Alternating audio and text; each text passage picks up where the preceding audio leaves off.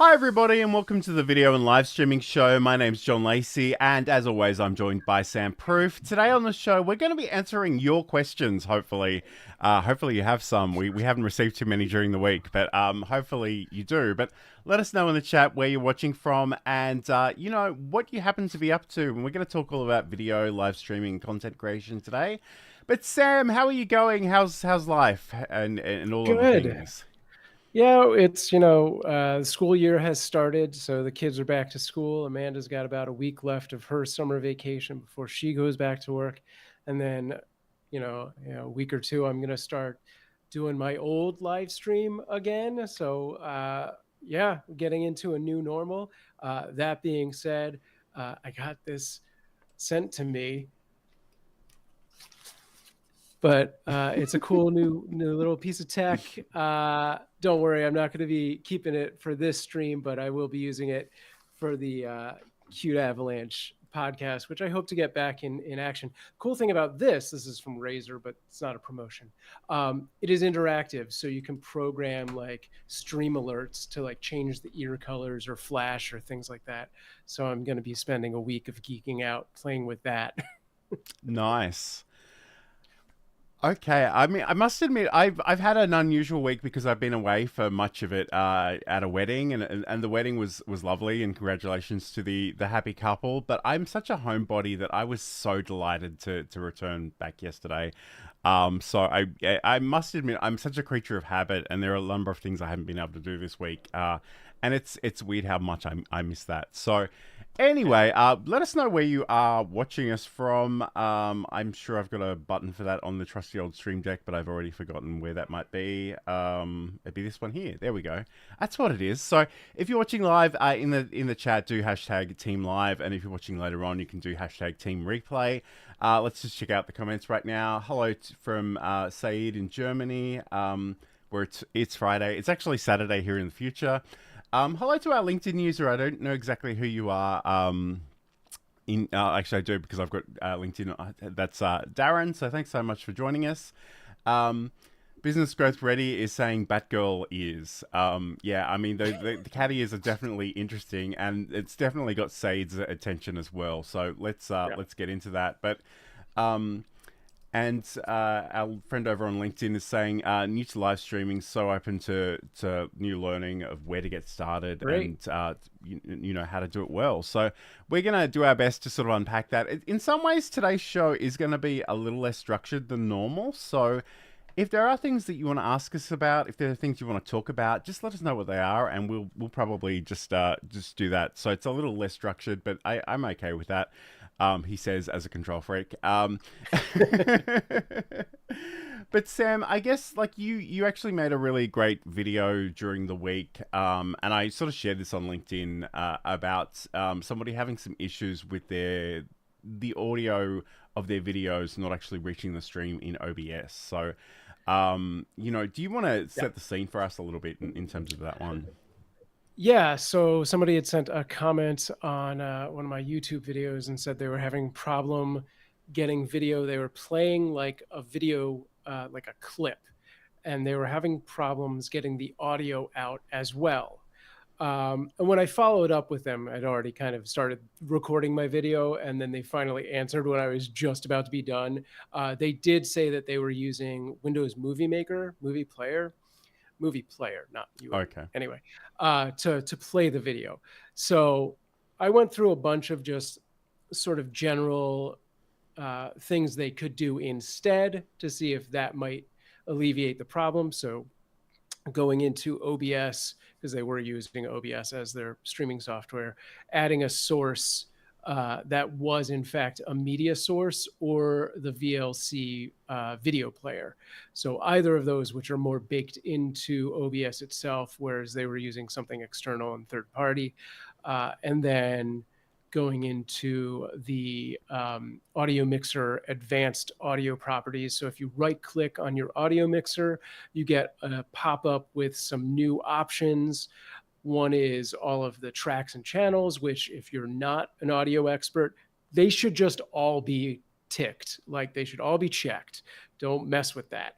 The second big thing is there's a drop down menu that gives you the option for monitor, monitor only, monitor off, and it's monitor and oh gosh, I can't remember right now. I have to actually go look at it. But yeah, basically, I always make sure that that one is at least on the one that I can't remember is really the thing that Yeah, uh, so I mean I've actually got a version of OBS open, so I might we might just talk everybody yeah. through this if you like, Sam. Is that Yeah, okay? do that. Yep, Yeah, cool. yeah, yeah. So right clicking on the audio mixer, unless you wanted to go all the way back to Yeah, I'm sources. gonna have to go all the way back because I don't Go have any for it. media Yeah. sources on here. So again, this is OBS Studio. This is probably not the place to start if you're completely new. But again, we do a lot of tutorials on this, so we try to make it a little bit more easy for Yeah. you. But essentially, you've got scenes and sources. What we really want to do is add in a source over here. So we click on the Add Source button, which is a little plus symbol. And we want to actually do a VLC video source. I think is probably a good option for this. So we could say, we could give this a meaningful name. Again, just because this is an example that I'm making up on the spot, I'm just going to go video. Then we can, we've actually got the ability to have a playlist, or so we can add files or a directory. In this case, I think I will just add a file, and I don't even know what I've got ready to go. So let's try this one, for example. That's not going to give me any video files at all. Let me go to Documents, Camtasia, build a presentation That's basically how muscle. my video goes, is Yes. 1 minute of finding a video to actually use. All right, so I've got a video here, Yeah. and again, you could actually have a number of different videos and have a playlist, so that could be a useful thing to do as well. I'm not going to worry too much about these other options here, but essentially, when this is, we can hit Yeah. the restart media button, but in some ways, I'm less interested in the video content, which is not terribly exciting behind me anyway. But over here, we've got our audio mixer. So here, if you click on, and I must say too, Sam likes to use this vertical format. That's true. I tend to just leave it as is with the horizontal, but either is fine. But if we go into the three dots beside our video audio source, we can go to what is called advanced audio properties. And here we've got a whole bunch of different things. So the first thing I'd probably look at here is actually the volume, and I can see because it is quite well normalized. It's probably a little loud. Normally, I try to aim for like -6 dB here. The other thing too is I've done some audio engineering type stuff, so I think in decibels. But if that's a little abstract for you, you can actually click this button, which is for percentages, and you can just say play it at 50% or whatever. We've got sort of an option to make this mono. Again, if that makes sense to do so, you can. You can also pan it from left to right. Again, I'd probably leave that in the middle. Yeah. And the thing that Sam was alluding to earlier are these tracks. So generally speaking, if you're a newbie, leave these all on by default. That way you won't get yourself into trouble.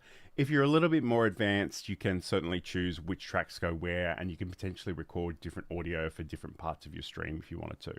But the big thing Sam was referring to here is we have these audio monitoring options. So at the moment, it says monitor off. So this means I won't hear it, but the people watching my stream will hopefully hear it. Monitor only means only you can hear it and other people can't. And the example I like to give for this one in particular is that sometimes people have these chat alerts, and every time someone sends a message, there's a ding. And the streamer likes to hear that so they know to check out the comments, but it can be basically a weird form of audio water torture, like just ding, ding, ding. I just hate it. So please turn that off. But the third and final one is monitor and output. So that's you hearing it and your stream hearing that. And again, that's probably a really good option for a video like this.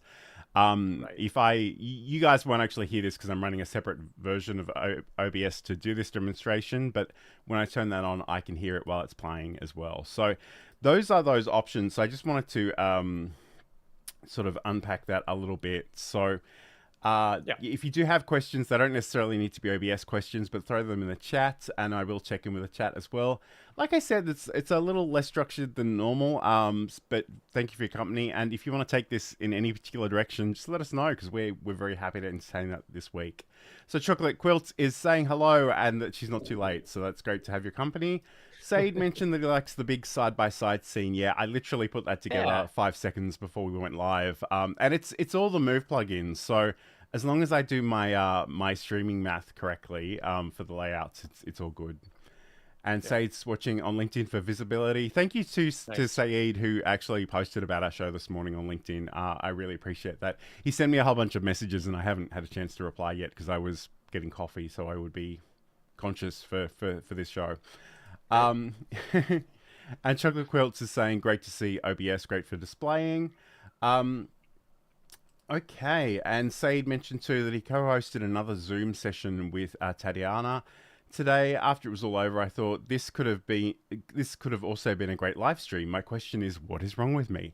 I don't know that there's anything wrong with you, but I'm sure you were probably like, I'm sure you were recording that, so there's no reason why you can't publish it as a standalone video.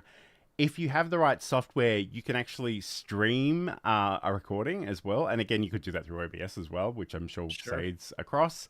Like there are Of all kinds course. of options. So you don't like it's up to you whether you do it in real time or whether you do it later on. But I mean, you could do it again. Like say he's so good at what he does that he could very easily sort of just you know and that's something I kind of recommend to people sometimes is when I started, I was using some software, and I must admit I didn't do this for too long, but I was using some software that at the free level let me go to two different platforms. I think it probably was Restream at that point.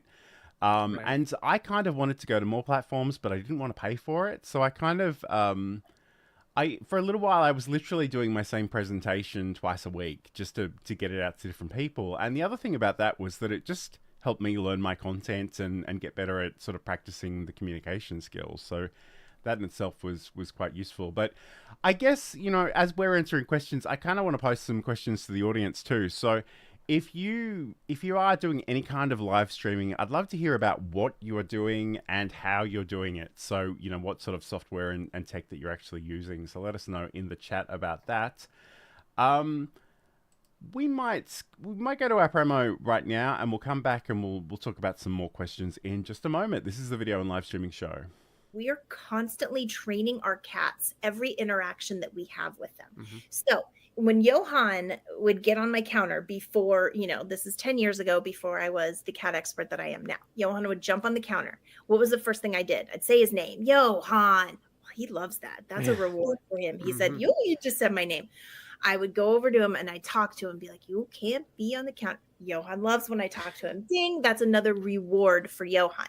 I'd pick him up and put him on the ground, but I didn't want him to think I was mad at him. So when I'd pick him up very nicely and kiss him on the head and say, I love you, but you can't be here. I'd put him on the ground. I had just done 3 things that rewarded him for being on the counter. So I was encouraging him to continue doing that.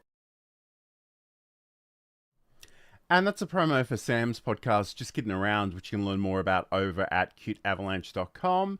And, I don't know if we'll get an appearance from a cat this week, but you can certainly head over to Cute Avalanche if you want to hear and see more cats. So, all right, Sam. So I believe you had a second question, although the way you're looking really intently, it makes me think you might be multitasking on something else. But all good. So I guess the question was, does a person need to multicast? And I'm really curious because I feel like this is a question that doesn't have a definitive answer, and I'm curious how you come to this answer. Yeah, I mean, multicasting, multi-streaming, whatever you want to call it, has been really brought to the forefront recently with the ATEM team dropping their own multi-streaming plugin or whatever for OBS. So it's, they've been pushing it as hard as they can with Harris Heller, and it's just in front of everyone, like, you should be doing this 100%, do this thing, multicast. And obviously I am a big multi-stream user. I've been doing it for years and years and years, and that is my go-to because I don't really have a single platform that I'm like, this is it, this is the one platform. But I think, it's something that you really need to weigh in on your own channels and see if that's something you want to spend the energy on. Because while it is relatively easy to set it up and use like the ATEM or a Restream or a StreamYard to get to that point, um, once you're there, if it actually does take off to any extent, your chat's gonna be so busy and it's gonna be so hard to keep up with. And even if it's not so busy, it just adds an extra element of stuff that you need to do every week. Like, if you're using dozens of platforms, some of those are going to be a custom RTMP connection, which means whatever streaming software you're using, if it's StreamYard or Restream, is not going to have an API connection, and you're not going to see chat in one place. John and I use the Social Stream Ninja chat plugin, which is awesome, and in conjunction with Restream, which has its own sort of built-in chat thing. But if we want to see those sort of indie platforms, we would have to open up the pop-out chats for all of those. And sad to say, I've forgotten to do that for my friends over on Trovo and DLive. If you're out there, apologies. And that's the problem, is you're going to forget to do it more often than not. Because some of those platforms, it's not always the same link, and sometimes it's a pain in the ass to even find it. And it's just one more headache to put on top of it. So it's really, I think, a personal choice whether or not you want to add that extra like duty onto your job of being your own technical director, and getting all of that software ready. Yeah, it is. I think the more complexity you build into this, obviously the more moving parts there are, the more you need to think about, the more you need to manage. And I guess going back to the ATEM multi-stream plugin, which is free, and I sort of invite you, if you are an OBS user, to give it a go. But I think the thing they're actually pushing, and it's really for very advanced users, because they're not just saying go to different platforms, they're saying go to different platforms with different versions of this stream and different audio and different, and that's not a place for any beginner to start or to live. Like that's just opening yourself up to a world of pain.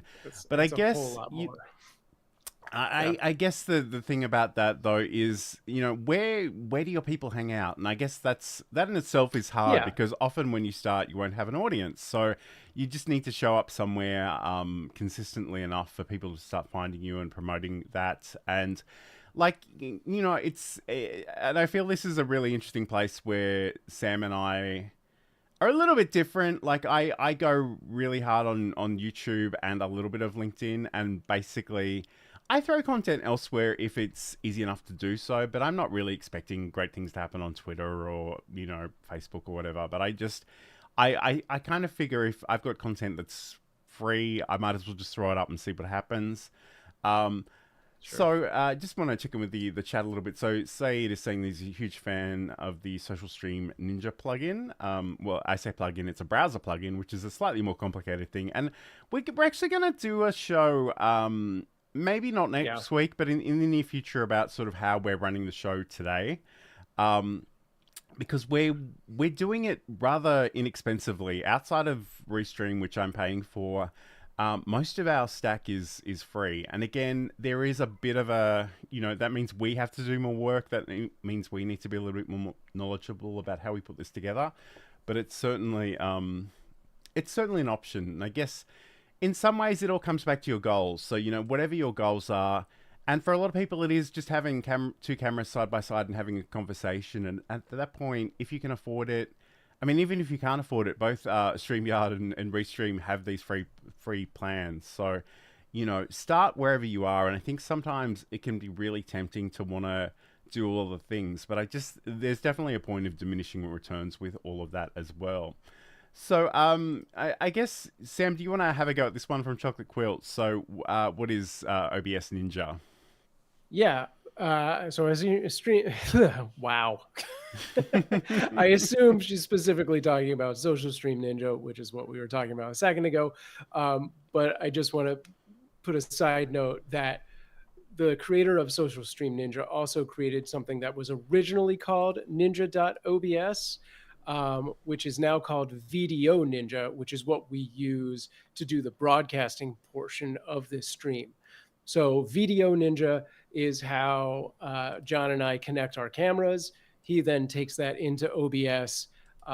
It provides, individual ISO browser sources or URLs. So he can put me into his OBS. I put him into my OBS as well, so that I can record a local version of that, and it gives you just tons of customization. Social Stream Ninja is what we're using to put the chat on screen, which you can see over there. And it pulls in feeds from pretty much any platform that has like a chat. It's the guy that programs this has been really fast about like, oh, there's a new thing you guys want, I'll add it. Like even to the point where I think John suggested something, and like there was like an issue with the way it was pulling chat in for a very specific thing from Restream that I'm sure only a few people even notice. And within like, a day or two, he had that added and fixed. Yeah, if you want to add to that. Absolutely. So, I guess what I want to do, this gentleman who I believe is named Steve, he's a really amazing guy. And like, I literally, Sam sort of alluded to the fact, like I have my chat bot and Restream chat, and like I'd have comments like this pop up on the screen. For whatever reason, Restream chat was removing the space between the last word and the URLs, which is such a trivial thing, but I wasn't loving it. And I sort of, reached out to him on his Discord channel, and he fixed it within minutes and just launched an update. So it's amazing. So it's this guy, he's making all this stuff for free. He's a legend. We love him. So Video Ninja is the thing that we're sort of using to bring the two cameras together, but there is also I'm sort of in the documentation here right now, and I don't think this is the same place for the Social Stream Ninja. So let me just go back and look that up. So Social Stream Ninja. But essentially, in fact, I can probably show you up here. Like, it's literally a browser plugin. And what happens is that I probably shouldn't be showing that because it's got a URL people can potentially grab. But anyway, it does this really cool stuff. And it's I have written an article about it, which is weird because that shows up in chat as well in Google search results. But essentially, it brings in a doc that you can sort of just click on, and it'll show those comments on the screen in the way that we've done it. And there are a few steps to getting it set up. I do have an old article, which I kind of even forgot about, but Sam shared it with somebody during the week. So if you head over to johnlacey.com, I'll try and put that in the chat. But it's been, so there we go, Social Stream Ninja.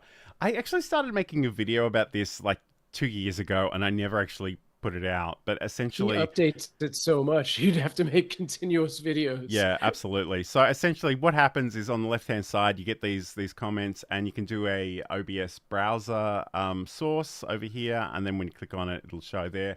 There are all kinds of other cool things you can do with it. I know Saeed is a big fan of having the emoji responses sort of pop on the screen, which is something he showed when he was a guest on our show as well. So yeah, I just want to. It does a lot.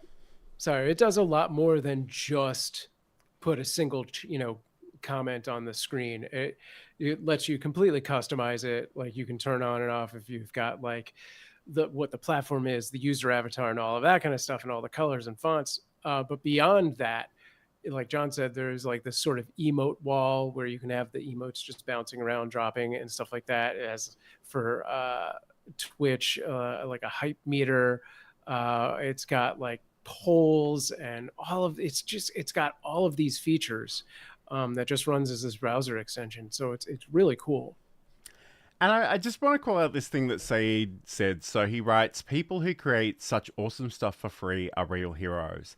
Oh, yeah. And, we hear from our Ecamm friends, we hear from our Restream and our StreamYard friends, and like they're all great products. They all do wonderful things. But the magic of OBS Studio is that it is free and open source, and there are literally all these developers donating their time and their efforts for free, and it's just I just, there are a couple of open source projects that just blow my mind that are so good. And like, I guess the other one that I rely on quite extensively is WordPress. But it's just really cool that there are people out there making stuff that can help other people and potentially sharing that for free. And I say that as someone who has a reasonable amount of disposable income these days, but I was a very poor student for many, many years. And I'm just conscious of the fact that there are always people that don't have access to a lot of funds, and I love that these tools exist and that they're there for them. So I don't really want to editorialize too much on that, but I think it's worth calling out because it is so cool.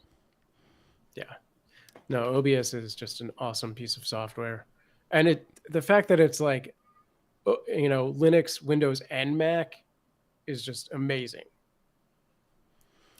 And I guess the thing that Sam often mentions is there are some nuances and differences between how it works on different platforms. But the fact that, essentially, if you've got that skill set, and we try to help you as much as we can, although it does have, it has a bit of a reputation for being a little difficult to learn, which I don't know if is really that fair.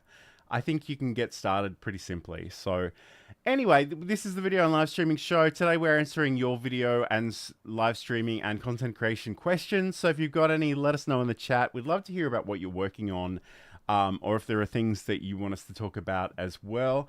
But we're going to go and come back in just a moment.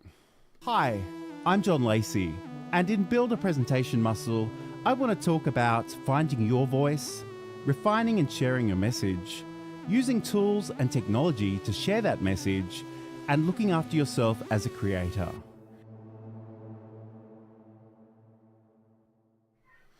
And that's a promo for my podcast, Build a Presentation Muscle, the podcast about showcasing your expertise through content creation. You can learn more about that over at johnlacey.com. But today on the video and live streaming show, we're answering your video and live streaming and content creation questions. So if you've got any, let me know in the chat.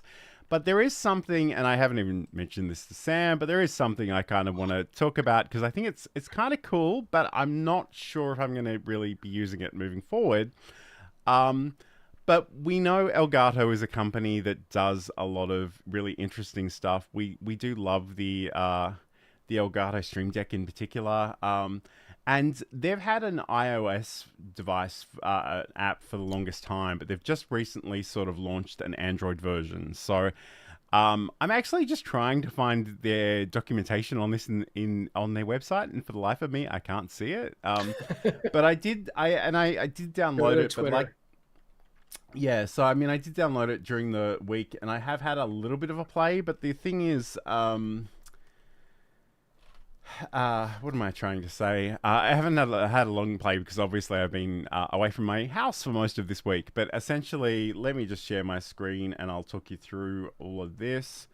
So here, and I must say I've got the extra large, I've got the mini, both connected to this computer. It's probably a bit excessive, but we also have Stream Deck Mobile. So this essentially will give you an app where you can have this on your phone. I don't know if I really want to show all the many things that are on my phone right now, but essentially I will have its own sort of separate app.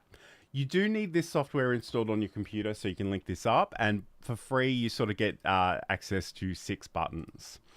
And I must admit, I haven't really had a big play of this one just yet, and if you want more buttons you can sort of upgrade to their paid options. So I mean, hypothetically, let me just, and I'm curious, Sam, while I'm doing this in the background, what kind of, have you had a chance? You probably haven't had a chance to play with this just yet, I'm assuming. No, I mean, I have an iPhone, so I at some point years ago did download the iOS version of this and looked at it, but then I got an actual Stream Deck and I didn't need that because 6 buttons is just not enough. And I don't know, I feel like there's some kind of limitations there when you're making a connection from your phone to your PC or whatever. I think there's just a slight delay or whatever, and I didn't want to have to deal with that. But yeah, I I don't know that I would go in and ever find that that's a thing I want.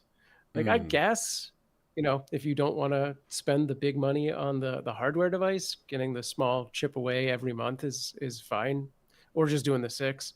Um, I mean, but I have been led to believe it is kind of like a one-time payment for the Stream Deck mobile oh, stuff. is it? So it might not be that unreasonable, but I guess, and it's going to be difficult for me to show you this with my lighting, but essentially I've got sort of the 6 Yeah, that's buttons not bad. on my phone, and I don't know, I haven't even checked to see what this screenshot button does, but I'm going to give it a go. Hopefully it doesn't crash my computer. Okay, so sure enough, it basically hit print screen on my computer. In this case, I Nice. probably still need to drag an area to select, so it's probably not terribly useful if I'm physically away from the computer. But it certainly does work, and I mean, the fact that it's free is probably a good place to start, so you can have a go with this Yeah. without spending too much money. So Saeed writes, finally a free Stream Deck app for Android. Great to try out before buying. 6 buttons, but multiple pages. Yep, that's certainly true.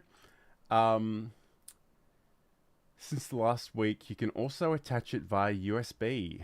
Oh, well, that's good. So Yeah, you, I you can mean, attach your I phone? imagine yeah, that sounds good. Okay. That's I really have a feeling interesting. that's probably Android only, because that feels like an Android only kind of feature. Okay, cool. All right. So I guess, Sam, was there anything, and maybe if anyone has got questions, just let us know in the chat, but is there anything that you just wanted to talk about generally or share today? No, that's it. See you later, guys. um, Now, I think one of my daughters is having a moment off camera, and it's a little distracting. Yeah, I've been really prepping on doing like a new streaming show coming up in the next couple of weeks. So I've been playing around a lot with some sort of existing interactive things out there, which maybe we'll cover in depth in the future, some of those options. But there's some really cool sort of interactive games. I think I've mentioned these before, like as a sort of Pictionary style game called Gartic, and another sort of word jumble.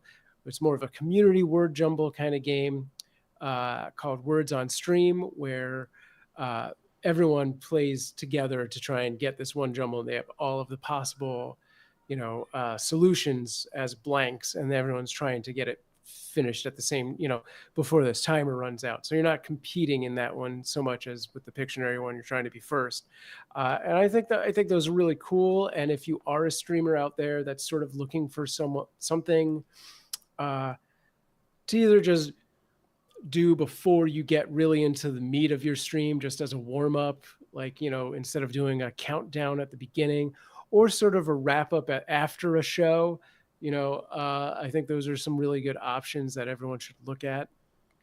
You can even just build a stream around it, which is what I'm looking to do. Nice.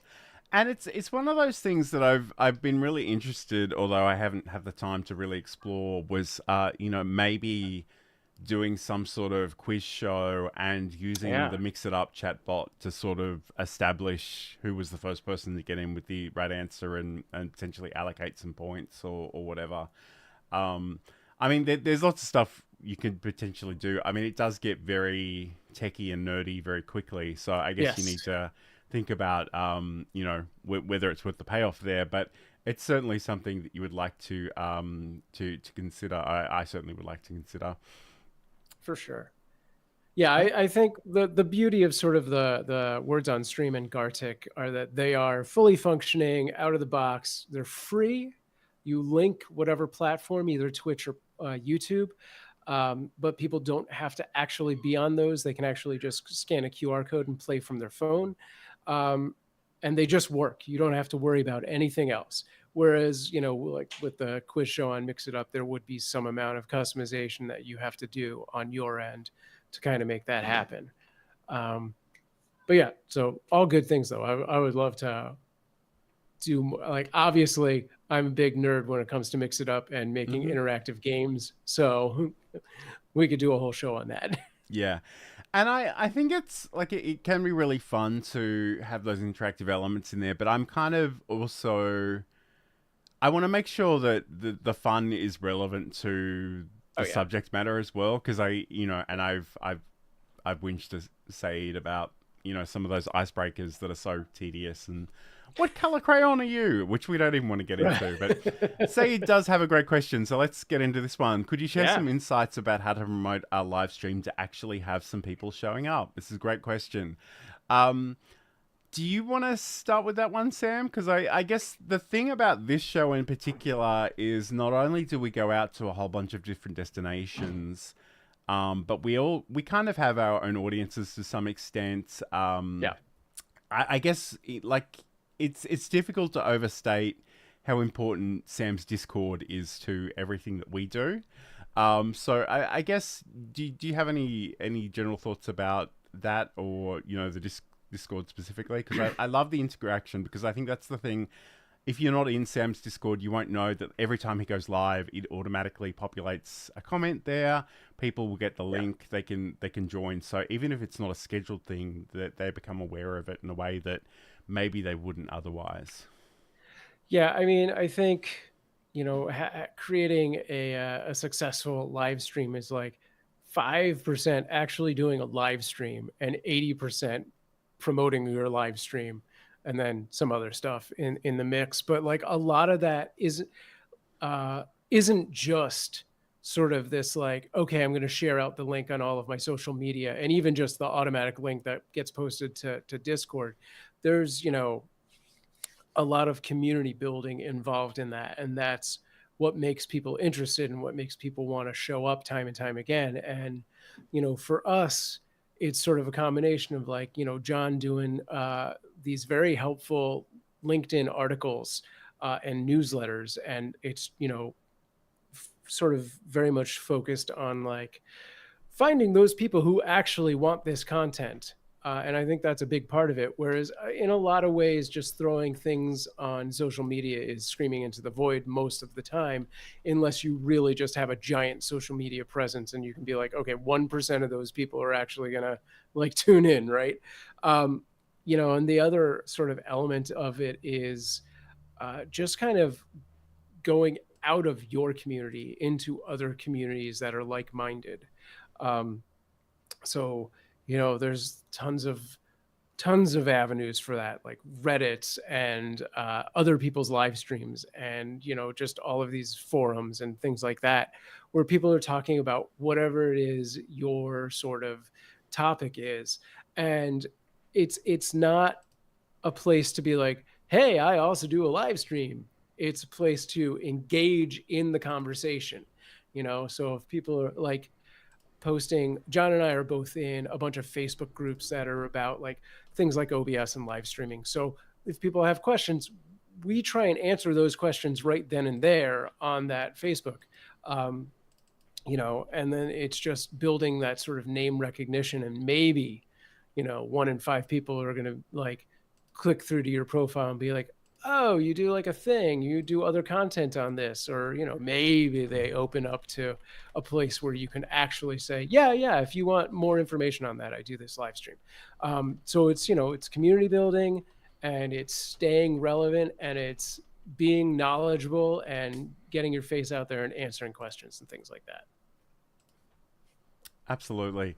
And it's one of those great things. I was attempting to multitask while Sam was speaking, which is probably a mistake. But I guess and thank you, Sam, first of all, for those kind words about the newsletter. So I mean, on LinkedIn, I do this sort of weekly Learn live streaming newsletter, and I actually really like it because it's a great opportunity for me to reflect on the things that I want to share and sort of write it out. And on LinkedIn, this is the one place where you can use real semantic HTML, and that's very fancy words for basically the ability to add images and embed videos and add links and use real bold and italic text and heading styles and stuff. So each week, I schedule this event on my YouTube and my LinkedIn. And I sort of create this content. You'll see too that I will go in a little while before we go live and just say, hey, we're about to start. You can watch here on LinkedIn or you can go to YouTube. The main reason I do that is because as much as I like LinkedIn, LinkedIn Live is a little janky. So a lot of the times I'll get to the end of the show and discover there are a whole bunch of comments coming from LinkedIn that never actually reached us, which is incredibly annoying. And I don't want those people to feel like I'm ignoring them. So if you ever have any kind of weird issues with LinkedIn Live, come find us on YouTube. I've always got the link over there. But again, this is a great place for me to put some stuff in here. Again, Sam made that great video about making sure that the audio was working on OBS. So I included that and had the highlights. I answered some questions. In fact, this is a good one. We should probably tackle this one later. Is Wi-Fi good enough for streaming? And of course, even the Elgato Stream Deck stuff that I've already mentioned today. So, it's a great thing. If you wanna check that out, you can head over to johnlacey.com/news. So we can do that. But I guess the other thing on LinkedIn specifically is that I manually invite people to join the LinkedIn Live, and it's difficult to overstate what a manual process this is. Like I literally click 505 odd checkboxes, and the RSI in my hand from using the mouse is phenomenal. So I mean, it's kind of painful, and it's funny because that was something that I used to do live streams, and I wouldn't feel like I wasn't confident enough to tell people they were happening. Yeah. So nobody showed up. And at some point, you kind of need to get over that, and you need to quite explicitly invite people. And that's the thing. If you've got friends that you know will support you, even if they're not interested in the thing you're talking about, say, hey, it'd mean a lot to me if you could drop in. Just let me know that the audio and the video is working okay. You don't need to care about OBS Studio or whatever. And we need to talk about Saeed's YouTube Shorts experience. Maybe he can put a question in about that in a second. But there's yeah. But speaking about YouTube, I think something that I didn't say about promoting your live stream is using your content from the live stream and repurposing it to then use that to promote it. So actually taking solid chunks of it and putting it on YouTube or other video platforms, and be like, this is a clip from the live stream I do. Absolutely. I think that's really helpful. And that's and again, I will make up a question if Saeed doesn't ask one. But I'm very, very happy to do that in a second. But he's been telling me things, so I have an insight onto that. So I'm trying to do something and mix it up in the background, but I can't make it work right now. So what we're going to do, let's go to another promo. We'll come back. We'll talk about YouTube Shorts specifically because it's a fascinating thing to behold. So we'll come back and do that in just a second. Hey gang, if you need help running a live stream or optimizing your YouTube channel, get in touch with me. I can help you get set up with live streaming, operate your stream, strategize your YouTube channel, and so much more. Hit me up at samproof.tv, and I'll talk to you soon. Okay, and if you do need help with those services, live production services, hit Sam up. You can head over to samproof.tv. But this is the video and live streaming show today. And Saeed has made a comment, which is LinkedIn Live is the Microsoft Teams of live streaming. Saeed and his friends have a lot of problems with Microsoft Teams, and I kind of understand it because it's very much a corporate infrastructure, and if you're not on their user provisioning, it's a bit of a nightmare. But I actually don't think it's a terrible tool, but it does lead beautifully into the thing I do want to talk about, which is YouTube Shorts. And Saeed basically made a YouTube Shorts about, and I haven't had a chance to watch it yet, but essentially about how much he loves / hates Microsoft Teams. And it's sort of got 3,000 views, and he's amazed and terrified all at once. He doesn't know why this has popped off. And I think, honestly, you probably just tapped into something that a lot of people have a lot of resentment about. And the algorithm has sort of acknowledged that and ran with it. But again, Sam, we've spoken a lot about YouTube Shorts, but it can be very hit or miss. Like my experience of this is I will get 3 views or I will get 3,000 and often nothing in between. Yeah. The videos you think are going to do well do nothing. The videos that you put out just because you wanted to put something out do a weird amount of traffic. It's so hit or miss. It's strange. Like, but I find that most of those platforms are kind of like that, unless you really have just a solid game. You know, you have something very specific that you do and you do it well, and you've done it enough that you've started to build a little following that's like, this is what this person is. You know, I've seen a lot of people build things up, and really it is just sort of repetition of that theme. Where I had you know, a Dorian Deck, who's an old school YouTuber, got on like, you know, TikTok and was doing these faxed videos, and it's always very the same sort of template of like him green screened and then like a chart behind him, and it's just 5 or 6 or 7 like quick charts about X, Y, and Z that sometimes are very not linked at all. And he does a 1-minute video, and that's what he does. And he's done, you know, every day for 3 years, and he has over a million followers that he got on TikTok within months.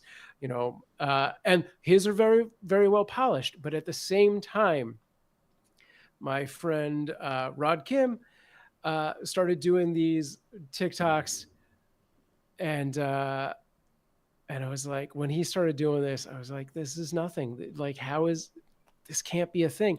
He would do these things at night in his bed. So like lights are off, man. He's just lit up by his own phone. And every video, it's about a song, some sort of song trivia. These are like 10-minute videos. And they all start with, do you remember when X musician did something, something?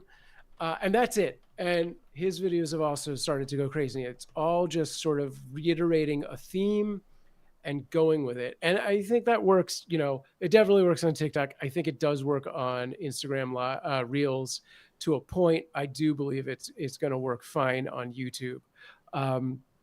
So like, yeah, you know, it's really just sort of a consistency game as well as a gimmick game. But it's, you know, it's not like a hardcore gimmick of like Mr. Beast stuff. Like, it's just like, I'm the guy that rolls a die and makes a sandwich based on a chart. That's all I do, you know. It is interesting, and especially on YouTube Shorts, on TikTok, people like what they like, and they kind of want you to keep doing that for the rest of time, which I think can be kind of frustrating for most creators. Yes. But Saeed has said a little bit more about this, and I kind of need to unpack it. So he's saying he's received 4,000 views and 84 likes in one day for his small channel, and it's a little scary. But the thing about this is, and I don't know if we're gonna play good cop, bad cop here in a second, but he writes, I uploaded a fun YouTube short yesterday in the middle of the night, not my own recording. It received more views and likes in 24 hours than everything on my channel this year combined. So again, I haven't had a chance to watch this one yet, but the thing that kind of sticks out to me are those words, not my own recording. Right. And I know Saeed loves a good meme, and he shares a lot of this stuff on LinkedIn, but I get really nervous when I see people take other people's videos, even TED Talks, cut them up and put them on their own channel, because there is always that possibility that you're going to be dinged for a copyright violation. And stuff like that really scares me, because I'm someone who likes to follow the rules at the best of times. But, you know, the thing about that is, if you lose your channel, it's gone. And all those connections, all those followers, all those subscriptions, like all of that stuff is gone. So that makes me really nervous. And I know a lot of people sort of cite the fair use thing. But the thing about the fair use is it's a defense against sort of copyright violations. And the point at which you're defending it, you're already in a court situation. You're already paying lawyers. You're already losing money. So in some ways, I see a lot of people that you know, they cut up videos of TV shows, or they post stuff about their favorite bands. And I love the passion behind that, but it just makes me so incredibly nervous. Yeah, I could talk about fair use for a while. Let's get down to it. Is if the video itself is literally just a trimmed out video from someone else's show or somebody else's music, that's not fair use. Like that is 100% you've just stolen content. Even if it's some other YouTuber, unless they have a Creative Commons license or they've given you permission, not fair use.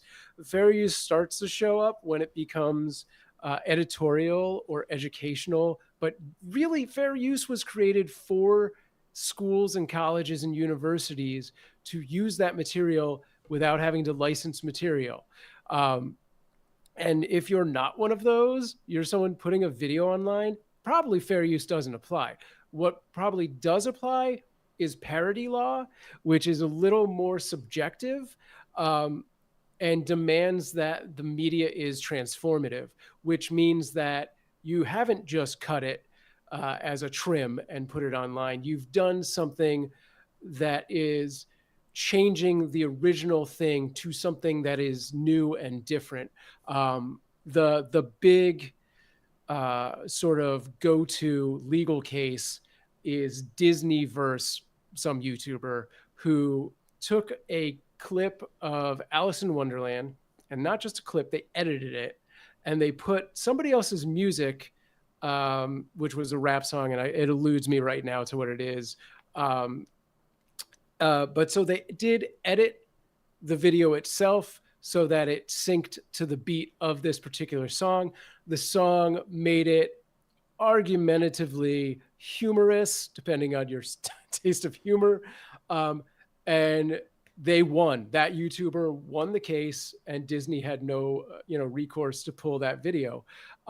So yeah, you really have to, be doing more than just looking and pointing at a video and nodding, because even that does not count as transformative. And there's millions of those videos out there.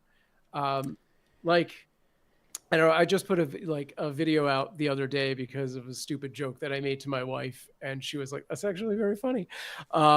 Where this whole ray gun breakdancing Olympics thing happened, and everybody's already put out 2 weeks worth of content on that. And I was like, you know what this reminds me of is the end of that Faith No More video, Epic. And she was like, with the flopping fish? And I was like, yes, exactly. So I had to cut out the flopping fish and put in ray gun. I apologize, Rachel. I understand it's mean, but had to be done. Didn't get as many views as I had hoped. It got as many views as I expected, which actually probably got about 100 more than I expected. I think it hit 400 today.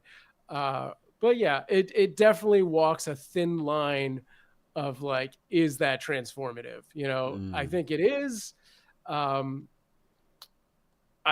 Anytime you're playing with music companies, especially, I get really, really nervous. Like, if it's just like news footage and you're putting like a Saturday Night clip for the audio on it, that's a lot less risky to me. But yeah, anytime you're dealing with music, prepare to get your channel like destroyed.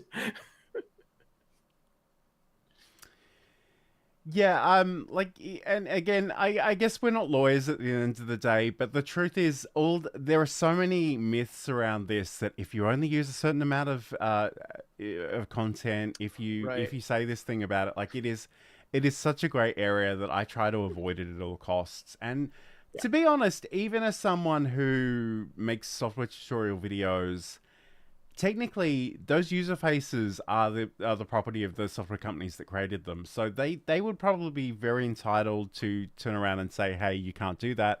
Most of the time they're very happy for me to do that because I'm essentially promoting their stuff. And as long as I'm not saying terrible things about them, they're usually cool with that. But again, just be mindful of that. And again, we're not going to tell you what to do. You need to decide what it is for yourself. But especially if you are intending to build a channel on YouTube and you want to use that for a long time, it's a weird trade-off because it can definitely get you attention and traction, but it can also just ruin everything. So you need to be super, super careful with all of that. But yeah, I guess we could probably do an entire hour on that. So we'll save that for another time. But Sam, as we begin to wrap up, and I'm really curious to see if this is going to work with this layout, but if not, I can switch back to the other Oh, one. yeah. But where can people find you and watch your content and do all that good stuff?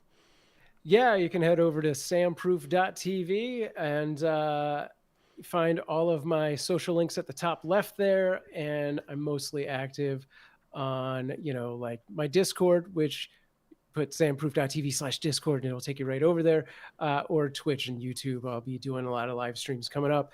And if you want to see me wearing these cat ear headphones, start watching Cute Avalanche over at cuteavalanche.com, because we're going to be playing some cat-based games since we won't be fostering for the next few months. Yeah, hope you join me over there. You know, it's funny. At one point when you started doing the Just Kidding Around podcast, I was looking for like cat sound effects, and there are actually a number of different I guess MIDI devices that you can literally just play cat sounds on a keyboard, which is hilarious. But anyway, if you want to catch up with anything I'm doing, you can head over to johnlacey.com. I've got the podcast and a whole bunch of articles about OBS and other things. Find the social links at the bottom of those pages. But thank you so much for joining us today. Again, it has been a slightly different show, but we'd love to hear what you thought of this format, and if we should do it again. If you do have any questions, let us know at any time. We'll attempt to answer those for you. But thank you so much to everybody that joined us live. It was so great to have so many people in the comments. We'll be back next week. We haven't actually decided on next week's show, so I won't tease the topic. But we look forward to talking to you again then. But until then, have a great week and a great weekend when you get there. And we'll talk to you again soon.